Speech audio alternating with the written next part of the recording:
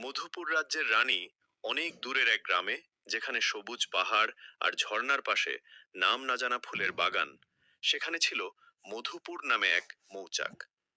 এই রাজ্যের রানী ছিল ছোট্ট একটি মৌমাছি। তার নাম রানী সোনা।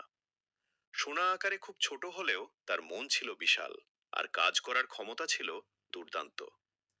একদিন সোনা দেখল তাদের রাজ্যের চারপাশে ফুলের সংখ্যা কমে যাচ্ছে, কারণ মানুষজন জঙ্গল কেটে বাড়ি তৈরি করছে। এতে মৌমাছিদের খুব কষ্ট হতে লাগলো, কারণ তারা সময় মতো মধু তৈরি করতে পারছিল না। রাজ্যের অনেক মৌমাছি ভয় পেয়ে অলস হয়ে গেল, কিন্তু সোনা হার মানল না। সে তার বিশ্বস্ত বন্ধু ভোমর আর ঝুমুরকে ডাকলো। সে বলল, বন্ধুরা, আমরা যদি সবাই মিলে শুধু ফুলের অপেক্ষায় বসে থাকি, তাহলে আমাদের রাজ্য আর বাঁচবে না। আমাদের নিজেদের পথ খুঁজে বের করতে হবে। সোনা তাদের নিয়ে প্রতিদিন সকালে সূর্যের আলো ফোটার আগেই উড়ে যেত অনেক দূরে। সে তার ছোট্ট ডানায় ভর করে নতুন নতুন ফুলের সন্ধান করত।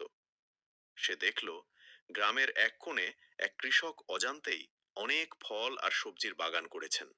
সেই সবজি আর ফলের ফুলে প্রচুর পরাগ আর মিষ্টি রস পাওয়া যায়। সোনা আনন্দের সাথে সবাইকে খবরটা দিল। সব মৌমাছি আবার নতুন উদ্যমে কাজ শুরু করলো। তারা সেই কৃষকের বাগান থেকে পর্যাপ্ত পরাগ আর রস নিয়ে এলো। কিছুদিনের মধ্যেই মধুপুর রাজ্য আবার মধুতে ভরে উঠল। কৃষকও অবাক হলেন। তার ফল আর সবজির উৎপাদন অনেক বেড়ে গেল, কারণ মৌমাছিরা পরাগায়নে সাহায্য করেছিল।